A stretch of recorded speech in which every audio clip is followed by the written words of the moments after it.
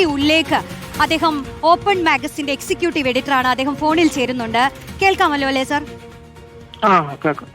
നമ്മളിപ്പോൾ നേരിട്ടുകൊണ്ടിരിക്കുന്നത് ഇപ്പൊ കേരളത്തിലെ സെലക്റ്റീവായ മാധ്യമങ്ങളുടെ വാർത്തകൾ, അതിൽ ബഹുഭൂരിപക്ഷവും മുഖ്യമന്ത്രിയെക്കുറിച്ച് നൽകിയിട്ടുള്ള വാർത്തകളാണ് ഒരു നിമിഷം അങ്ങ് കാണാതായിട്ടുള്ളത്. റിപ്പോർട്ടർ ടിവിയുടെ വാർത്തകളാണ് അതിൽ ഏറ്റവും കൂടുതലായി വളരെ പെട്ടെന്ന് നീക്കം ചെയ്തിട്ടുണ്ടായിരുന്നുള്ളത്.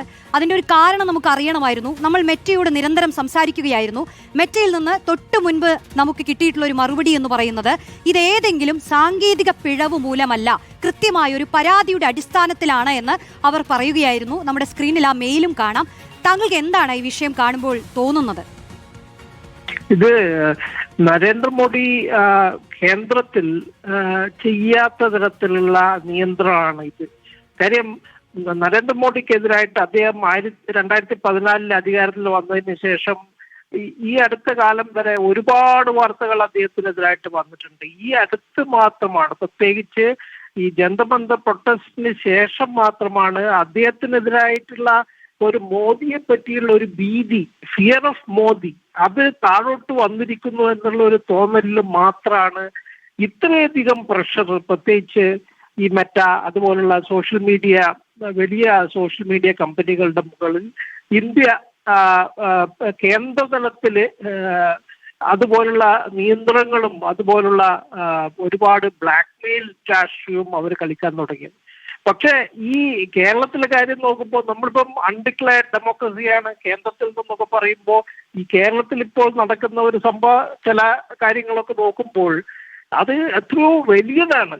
ഈ കേന്ദ്രത്തിൽ നടക്കുന്നതിനേക്കാളും വലിയൊരു സംഭവമാണ് ഇവിടെ. ഇപ്പൊ കേന്ദ്രത്തിൽ ഇപ്പം Nishikant Dubey, parliamentary IT standing കമ്മിറ്റിയുടെ ചെയർമാനായിട്ടുള്ള നിഷികാന്ത് ദുബെ മെറ്റയോട് മാപ്പ്, പ്രത്യേകിച്ച് സക്കർബർഗിനോട് നേരിട്ട് മാപ്പ് പറയണം എന്നൊക്കെ പറഞ്ഞു. അപ്പൊ അതിനേക്കാളും അത് ഒരു ഈഗോയുടെ ഒരു സംഭവമാണ്. ഇതല്ല, ഇത് തനിക്കെതിരായിട്ട് വരുന്ന വാർത്തകൾ മുഴുവൻ എലിമിനേറ്റ് ചെയ്യുക. ഇതിപ്പം ട്രംപ് ചെയ്യാറില്ല, മോദി പോലും ഈ അളവിൽ ചെയ്യാറില്ല.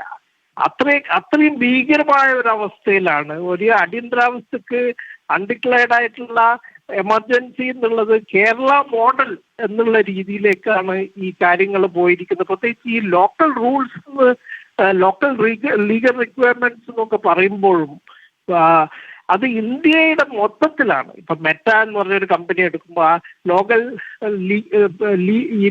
ലീഗൽ റിക്വയർമെന്റ്സ് ഒരു മൊത്തത്തിൽ ഇന്ത്യ രാജ്യത്തിന്റെയാണ്.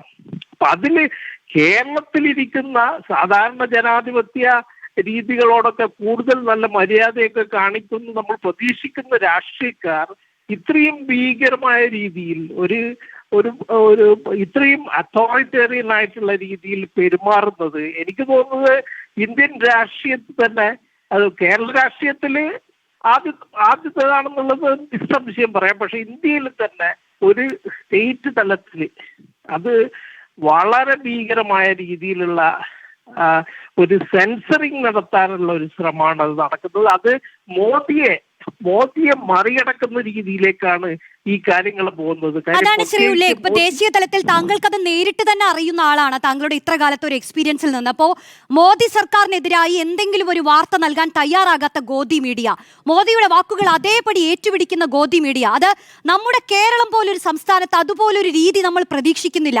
ഇപ്പൊ ഈ കഴിഞ്ഞ ദിവസങ്ങളിലടക്കം ഒരു വാർത്താ മാധ്യമം അല്ലെങ്കിൽ സെലക്റ്റീവായ മാധ്യമങ്ങളുടെ വാർത്തകൾ ഇങ്ങനെ കാണാതാകുമ്പോൾ നമ്മൾ നിരന്തരം മെറ്റയോട് അതിന്റെ കാരണം ചോദിക്കുമ്പോൾ അത് ഈ കേരള പോലീസിന്റെ സൈബർ വിങ്ങിനോട് മെറ്റ പറഞ്ഞു അത് സാങ്കേതിക കാരണമാണ് എന്നുള്ള ഒരു വാർത്ത ഒരു തെളിവിന്റെയും അടിസ്ഥാനത്തിലല്ലാതെ ഈ കേരളത്തിലെ മറ്റു മാധ്യമങ്ങൾ റിപ്പോർട്ട് ചെയ്തതാണ്.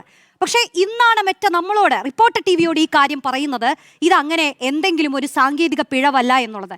അപ്പോൾ ഈ മാധ്യമ ധാർമ്മികത എന്നുള്ളൊരു കാര്യമുണ്ടല്ലോ, അല്ലെങ്കിൽ അതിനെക്കുറിച്ച് നിരന്തരം സംസാരിക്കുന്നവർക്ക് എങ്ങനെയാണ് ഇങ്ങനെ വാർത്ത നൽകാൻ കഴിയുന്നത് എന്നുള്ളൊരു ചോദ്യം കൂടി ഇവിടെ ഉന്നയിക്കേണ്ടതില്ലേ? അല്ല, ഇതില് വേറൊരു പ്രധാന കാരണമുണ്ട്. ഒന്ന്, നാഷണൽ ലെവലില് ലെഗസി മീഡിയ മോദിക്കെതിരായിട്ട് പലപ്പോഴും വാർത്ത കൊടുക്കുന്നില്ല. മോദി പറയാതെ തന്നെ, അല്ലെ BJP ഗവൺമെന്റ് പറയാതെ തന്നെ വാർത്തകൾ സെൽഫ് സെൻസർ ചെയ്യുന്ന ഒരു സ്വഭാവമുണ്ട്. പക്ഷെ അത്തരത്തിലുള്ള ഒരു രീതി കേരളത്തിലില്ല. അത് പ്രതിപക്ഷ രാഷ്ട്രീയക്കാർക്കെതിരായിട്ടും ഭരണപക്ഷ രാഷ്ട്രീയക്കാർക്കെതിരായിട്ടും നോക്കിക്കഴിഞ്ഞാൽ, ഇപ്പൊ ഇതിനു മുമ്പുള്ള ഗവൺമെന്റിനെതിരായിട്ട് നോക്കിക്കഴിഞ്ഞു കഴിഞ്ഞാൽ അങ്ങനെ സെൽഫ് സെൻസർ ചെയ്യുന്ന ഒരു രീതി കേരളത്തിന്റെ ഒരു മീഡിയ രംഗത്തില്ല. പക്ഷെ അത് നേരെ മറിച്ച് കേന്ദ്രത്തിൽ വെച്ച് നോക്കുമ്പോൾ ലെഗസി മീഡിയ, പ്രത്യേകിച്ച് കുറച്ച് ഏതാനും ചുരുങ്ങിയ ഇൻഡിപെൻഡന്റ് മീഡിയ ഗ്രൂപ്പ്സ് ഒഴിച്ച് ബാക്കി എല്ലാവരും സെൽഫ് സെൻസർ ചെയ്യുന്നുണ്ട്. അത് സെൽഫ് സെൻസർ ചെയ്യുന്നത് എന്തുകൊണ്ടാണ്? അതൊരു ബാക്ക്ലാഷ് പേടിച്ചിട്ടാണ്. അപ്പം ഇവിടെ ഈ വഴി ഈ മറ്റേയൊക്കെ ഉപയോഗിച്ച് മറ്റേതിൻ്റെ അടുത്ത് സമീപിച്ച് ഇതുപോലുള്ള വാർത്തകൾ ഇത് മുഴുവൻ ബ്ലാക്ക് ഔട്ട് ചെയ്യുക എന്നുള്ളതിൻ്റെ ഉദ്ദേശം തന്നെ കേരളത്തിലെ ഒരു മീഡിയ സംസ്കാരം മാറ്റി അതൊരു കേന്ദ്രത്തിലൊക്കെയുള്ള പോലുള്ള ഒരു മീഡിയ സംസ്കാരം കേരളത്തിൽ കൊണ്ടുവരാൻ ഉള്ള ഒരു ശ്രമത്തിന്റെ ഭാഗമായിട്ട് കരുതേണ്ടിയിരിക്കുന്നു. ശരി, താങ്ക് യു. എന്തായാലും ഈ ഒരു ഘട്ടത്തിൽ പ്രതികരിച്ചതിന് ശ്രീ NP ഉല്ലേഖാണ് സംസാരിച്ചത്. ഓപ്പൺ മാഗസിന്റെ എക്സിക്യൂട്ടീവ് എഡിറ്ററാണ് ഈ വിഷയത്തിൽ നമ്മളോട് പ്രതികരിക്കുകയുണ്ടായത്.